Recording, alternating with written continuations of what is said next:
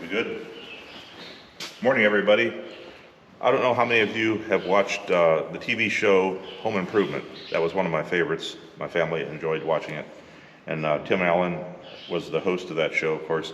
Occasionally they would do segments and they would do a salute to something, whether it be a product that they were promoting or something they were doing. Anyway, so I would like to do a salute to poly. We use poly products from Lundell Plastics on a lot of things around the farm. And so we're going to do little bits and pieces here and there of all the different things we've used it for. And I'd like to start right here.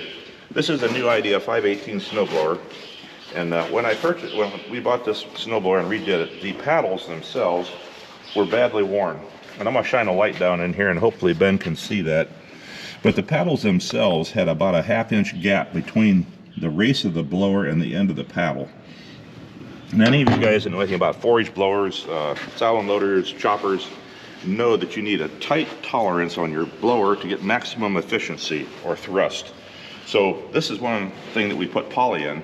We took cardboard and we made a pattern of the paddle itself, and then we put them in place and clamped them and drilled them and bolted them in with carriage bolts. So this is just one of the many uses. And the nice thing about this is stuff doesn't stick to poly, so that wet slushy snow doesn't stick, so you can actually blow slush, which is kind of cool. So this is item number 1. So we'll go on to another item now out here in the barn. This is a Pat's 100 paddle feeder. According to Harold's Equipment, I think this is one of the last living paddle feeders running in Ohio, possibly maybe in the nation. If there's some other guys out there that have one of these and it's still working, let us know, because I'd like to know if there's a few guys out there still running these. But it was made by Pat's Manufacturing, and they were famous for their gutter cleaners. They had some of the best gutter cleaners there were. Well, they used that same technology to make a feeder. And basically, it's a gutter cleaner and a hardwood feed bunk. This bunk was made out of yellow pine. When we purchased this farm some 20-some years ago, the bunk had a lot of wear. It hadn't been used for many years, and the wood was getting kind of worn out from the cow's tongues and from the machine running on it. So anyway, I contacted Harold's Equipment to see what I could do to redo this bunk outside of tearing the whole thing out. And Harold suggested using poly to line it. This paddle system is being used in some other places too. There's an application in a sawmill he was talking about where they laid it in. But the important thing is to remember that plastic expands and contracts with heating and cooling. So you cannot attach this continuously through a flat surface like this for long runs, because in the summertime it'll expand and you get all these humps. In the wintertime it'll contract and it would pull your screws out. So the way this is made, it's laid in a certain fashion. This feeder turns in a clockwise or counterclockwise fashion, and your poly has to be lapped so that the paddles climb over it and don't catch. And the only place that you attach the strips of poly are at the end. So the other end remains loose, okay? So it can expand and contract, and since there's a forward and a reverse on this bunk, there's a split right down the center. So what we have here is we have 10-foot strips of poly laid in here, and they're lapped differently for different directions. Now the trick was on the end here. On the end, this paddle has to come around, and when it turns, it changes position. So on this side, the poly is on top of that piece when it's going that direction. And on the other side, it's tucked underneath the black piece. The only difference is you can get this UHMW in white or black, and this so happened we had black for one and white for the other. But that allows that paddle to go around there and it won't catch on it. Now this has been in here. This bunk used to squeak and squawk when you ran this feeder. You wouldn't be able to hear us talking here. It would be squeaking and squawking and carrying on. And after we put this in here, it's totally quiet. You'll just maybe hear the feed brushing across the plastic. And this has been in here, I lost track of time, a number of years. Ben helped me put this in. It's been a long time. And we've been really happy with it. So this is just another application of poly.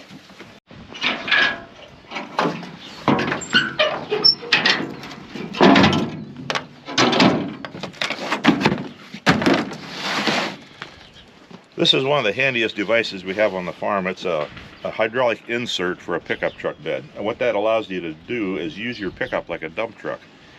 And on the farm, there's so many times that you wish you didn't have to shovel it off the truck. And I got this bed on a couple trucks ago, and it's been moved onto this truck. But one of the things we use it for is hauling dirt. And if you know anything about dirt, it's usually moist and it sticks to things. And in dump trucks, it's resistant. It likes to build up and doesn't want to fall out. This is another application of poly. We put a sheet of this in here, and it's held up in the corner with just a couple pins, with hairpins under the bed so you can remove it easily. But you can almost haul mud in this truck and it'll slide out. The downside is it's hard to stand up on when it's wet. But anything you put in here slides out very nice. And sometimes if you have it up there and it's stuck, you can just kind of give this a flip and you can get whatever it is in the truck to slide right out. So that's another application of poly. So now we're going to go on to another one. One of the things that Lundale Plastics is most famous for is their Auger wear shoes, and that's what they're called, is wear shoes. And what you do is you take an existing auger, and if it's worn, as long as it still has some integrity, something to attach to, you can resurface that auger with poly. And it comes in pieces, and it comes as one turn. Every turn there's a splice. There's one right here. And the way it's designed, the splices meet up so it moves smoothly. So one piece tucks kind of underneath the other one. It ends up being straight on the front, but it's actually in segments. They have special bolts. Now this wear shoe will come and have a countersunk hole, and there's special bolts that tap in that are poly surfaced, and you tap those in, so the whole thing is covered with poly. The bolt and the wear shoe are poly. And this product comes in varying thicknesses. This just so happens to be the 1/4 inch thick version.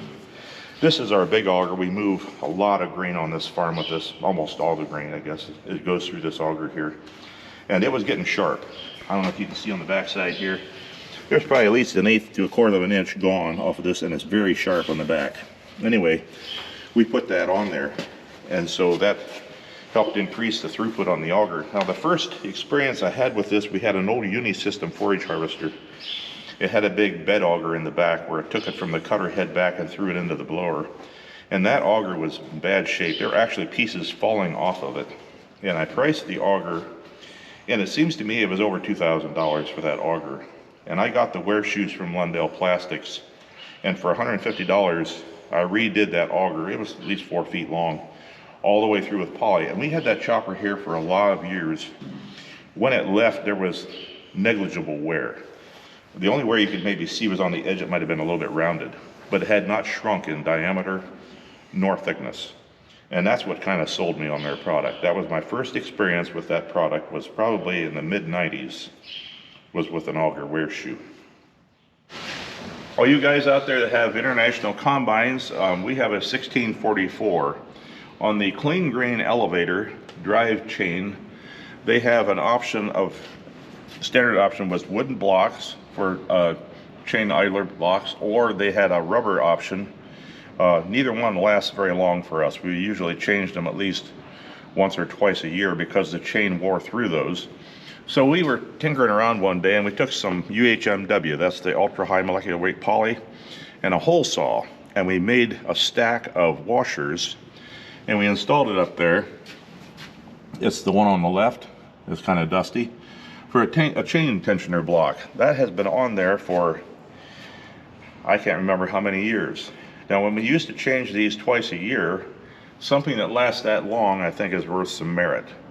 We have used poly to make tensioner blocks and other applications as well, but it works very well with roller chain.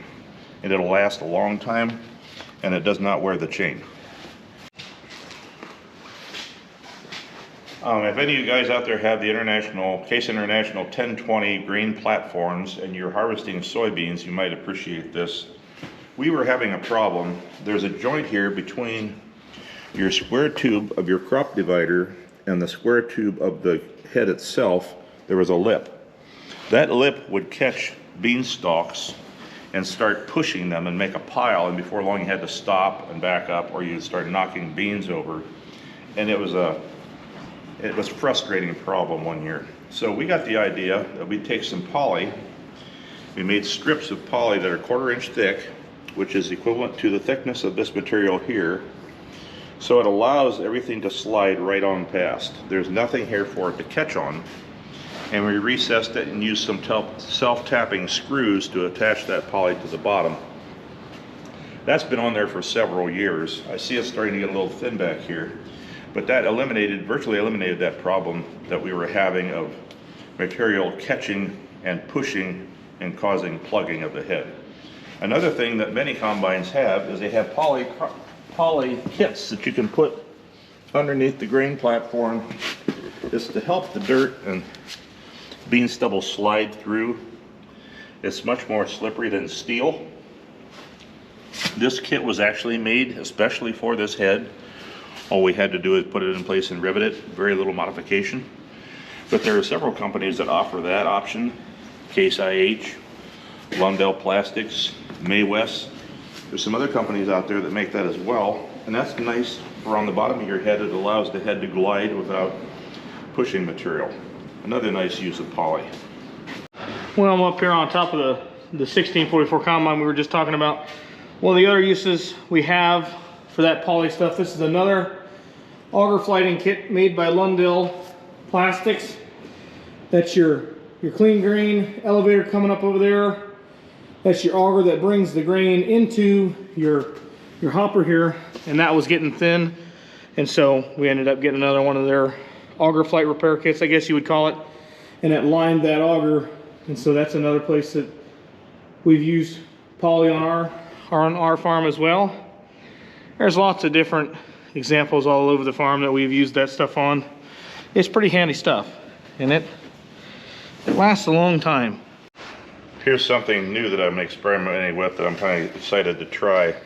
On your 1000 series Case IH combine corn head, on your snouts, there are these little tin shoes where it rides on the ground, and we usually leave that tickle the ground to pick up down stalks. But those wear through and wear out, so I had some scrap poly left over, and so I made some of these. Now I might have to heat them. I heated one. You can see the metal counterpart here. I heated one with a heat gun to form it, but I might have to do a little bit of that on these to make them fit as well. But I think that these will last a long time, probably longer than the steel ones do. This is our silo conveyor. It brings the silage from the 72 and 80 foot silo. It's about 55 feet long.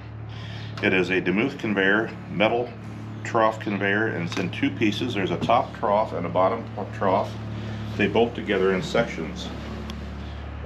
These would wear through.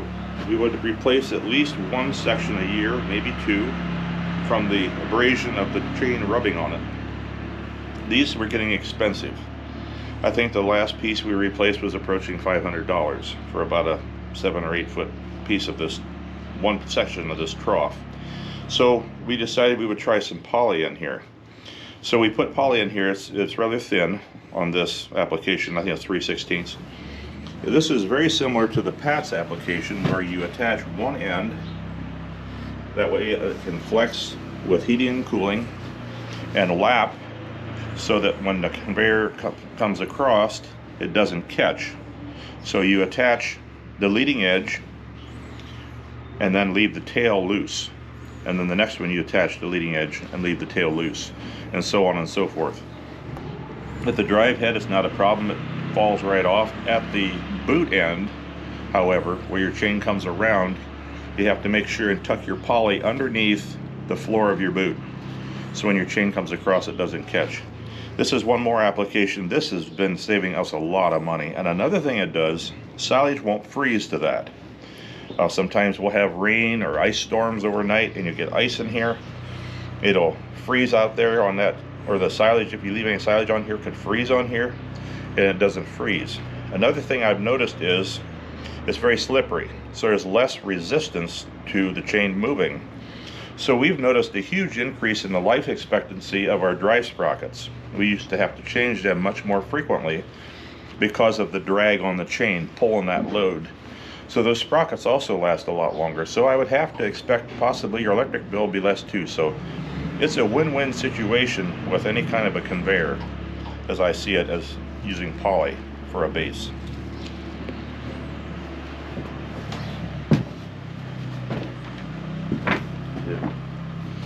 It's more in there. Well, you probably won't be able to see what's down in here, but this is our TMR mixer down underneath this platform we're standing on here. Maybe someday we can get a little better view for you when it's empty, but you can see that lip right there on that edge down there, right below the rubber belting. You'll see that other step there. That's a lip. That is also poly, and you can see it's lapped over there. Might be hard to see. I'll let Dad talk about this a little bit. The big vertical mixers wear through. All you dairymen out there, you have similar problems. I was feeding one day and I noticed something moving out of the corner of my eye. It was my mixer's sides breathing. They were getting thin. The option was to have them weld new insides in there, and it was very expensive. So we thought we'd give it a shot. So we took poly. We had it in sections, I forget if they're 5 or 6 feet long. We tried to train it. We used 6x6 blocks and tractor weights to try to get some curvature in it before we began the process. But we actually fitted them in the mixer, which is kind of a job. There was no kits available from anyone for this particular mixer yet. Anyway, we put it in there, like he said, we lapped it, we scribed the bottom, because it's not a perfect circle, it's an egg-shaped bowl. So it had to be contour fit, custom made to fit this. We used stainless steel carriage bolts, which are very resistant to abrasion as well. The hardest part was the exit door, where the feed leaves the mixer. We needed something to butt the poly to, so when the feed came across, it didn't tear it loose from the mixer. So we took a piece of stainless steel bar stock. It's probably 1/2 inch thick, 1.5 inch wide, and used it for a shear bar right beside the door, so you could butt the poly to the stainless, so the feed comes across the stainless and can't get underneath the poly and tear it loose. So far, knock on wood, it has worked very well. One of the things that we used to have happen, if you left feed in here for a batch working ahead on a cold day, it would freeze to the walls, and you might have to come up and knock it loose or wait for it to come off. Nothing sticks to this stuff. It will not freeze on that poly. It's been below 0 with feed in that mixer, and it does not freeze to the poly. We also had to change the auger, and we can't see that today. I was hoping we could. There's a big auger in the center. We replaced that once. It wore thin from pushing on the feed.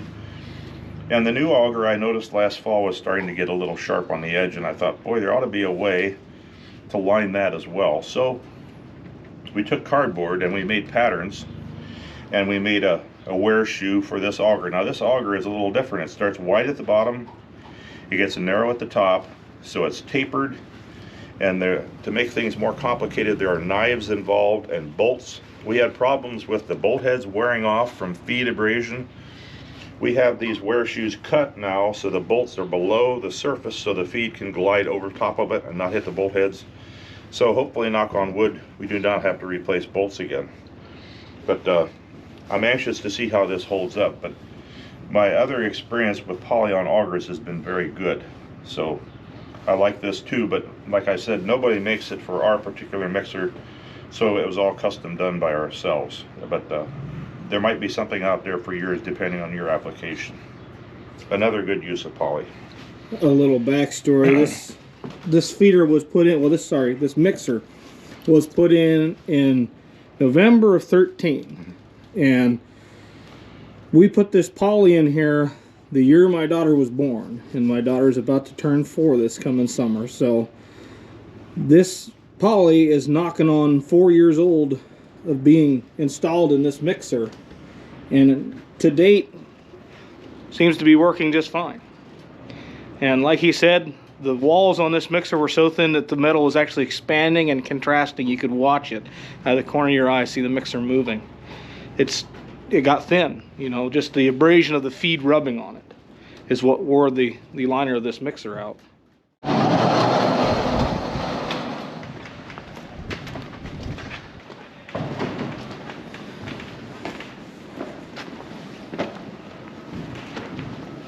Might want to go around the front of the corn head. Looking back on it.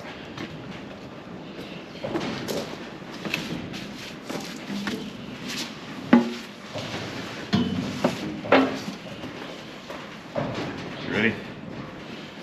This was a challenging project. I didn't even price this auger for this corn head. I was afraid to, what it might cost, even if you could get it. I noticed that this was getting very sharp in the center where the corn bunches together to go into the chopper. So once again took cardboard and made patterns for this, and I think this is 3/16 on here also, and used stainless steel flat-headed Allen drive screws for this. The flatheads are tapered, so when you tighten them into the hole, they suck down into the poly, and you end up with a smooth finish here so that the corn doesn't catch on it. This was a very detailed job here. The auger flighting, the pitch varies from outside to inside, that changes. The diameter remains the same. It has a scalloped edge here, and I think that's from factory. I made it to match that.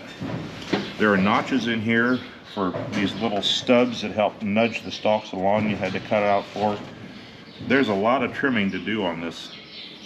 It took a while, but it worked nicely. The corn fed in really good, and so I hope they last a long time. But just another application. Now there's stuff you can't see on here.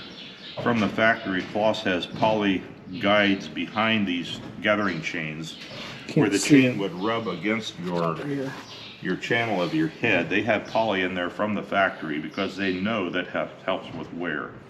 So there are wear plates already in this head from the factory for the chain to rub against. So yeah, it's a popular product that a lot of people are aware of, and Kloss uses it also. But this is one more application for us.